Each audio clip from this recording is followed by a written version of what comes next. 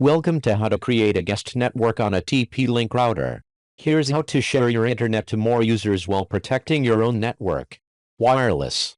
Follow these steps. This is my wireless network. And I create a new guest network. I create a guest network on both bands.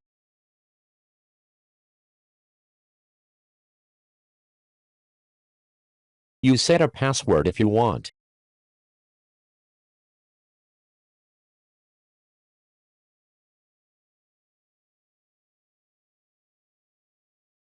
You apply the changes. Now you have a guest network with just one router. Thanks for watching.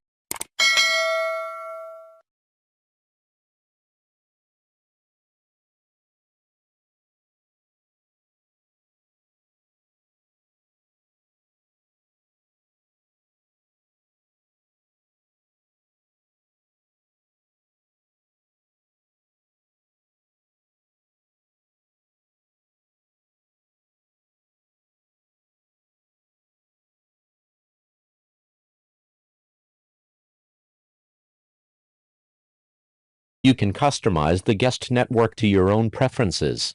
For example, change the name or password.